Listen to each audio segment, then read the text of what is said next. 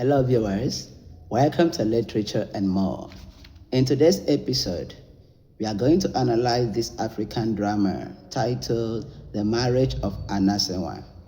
The West African Examination Council recommended some texts for students in secondary school offering literature as from SS1 to 3. This particular set of books we are talking about, the West African Examination Council would test literature students starting from 2026 YX till 2030. There are new books. So today, we are starting with the African drama called The Marriage of Anansewa. The Marriage of Anansewa. The Marriage of Anansewa is written by Efua Sutherland. Efua Sutherland is a Ghanaian. He's a man from Ghana. So we call the playwrights. Efua Sutherland is the playwright. So let's look at the background analysis of the Marriage of Anansewa. The background analysis. We talk about background. What really prompted the writer? What are the information that come together for us to have this beautiful work of art called The Marriage of Anansewa? So let's start with the background. Now, in the story, we have a certain African man called Ananse. Ananse has a daughter called Anansewa. So you can see where the title of the book is from, The Marriage of Anansewa. Now, in that story, we are told that Ananse is a wretched African man. There is no money. Anansewa, the only daughter, is at home. She is not going to school because the father does not have money. The father cannot afford to pay Anansewa's school fee. So as an African man filled with wit, with wisdom, with resilience, and way out of poverty, he thinks outside the box. What can I do to make sure I have money and my daughter will go to school? In the story, the room is described as a room that the roof is leaking. The bed is a straw bed. They don't have much property in the room to show the level of their wretchedness. Now, this man thinks outside the box and says, okay, what I will do is, since my daughter, Anansewa, is very beautiful, I will sell the beauty of my daughter and make money. So, let's move to the plot. That's the background of the story. The background is, how would I get out of poverty? That is the conflict. The writer is able to introduce the conflict, and this conflict is the marriage of Anansewa. In a bid for the father, Ananse, to get out of poverty, so he plans of selling the daughter's beauty.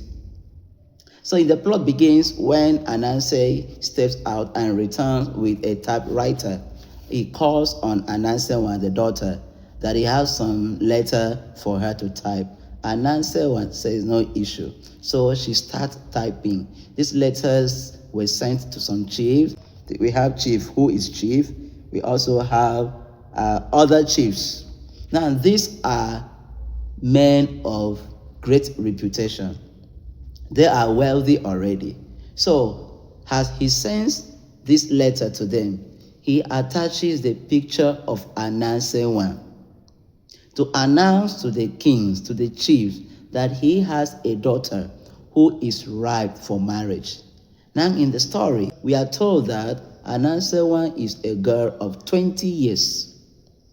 She's 20 years old. So the father sends the picture of Anansewa alongside the letter.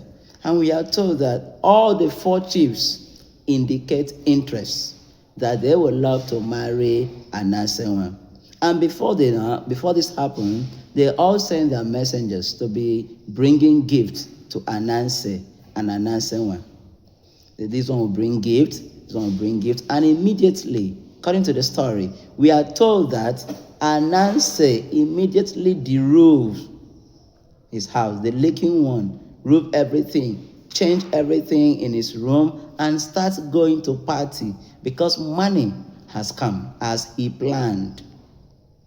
Let's continue. So, one day, something happened. All the 4 chiefs sent a message to him that they are coming to present the head drink.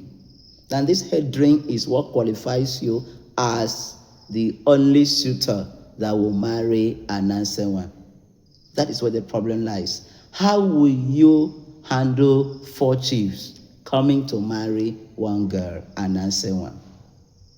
As an African man who is very cunning, now look at what he does. Okay? In order for his plan to work, he lies to the mother, Aya. Okay, please, mom, I've been called that my cocoa farm in the village has been set ablaze. Can you please go to the village and check? Go with your sister Ekua. Now, these 2 women, they don't know Ananse's plan, that he wants them out of his way so nobody would thwart his plan. The 2 women leave the house. Now, he employs the services of another woman to act as the mother of Anansewa. And the woman is by name Christy.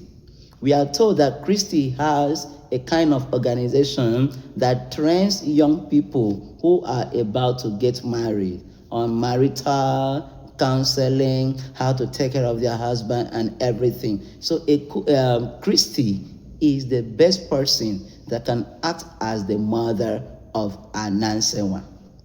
Christy accepts. We are told in the story, Christy accepts this because she already has feeling for Ananse. All her plan is maybe if he uses me and everything works as planned, maybe he will marry me. Ananse doesn't have a wife. Maybe the wife died before the beginning of the story. So Christy accepts to play the part of the mother of Anansewa and a wife to Ananse. So on the fateful day, the 4 chiefs send their messenger. They all arrive. And before now, Ananse has already announced to Anansewa that when these people come, she should pretend as if she is dead. That is because all his plan is so that chief, who is chief, will marry Anansewa. When we go to themes in the story, you will see that in the marriage institution in Africa, that is what the writer Efua Sutherland is trying to tell us, that the marriage institution in Africa that is supposed to be sacred has been monetized. Now the highest bidder takes the girl home. Chief, who is chief, is the richest of all the chiefs, of all the suitors that are coming to marry Anansewa.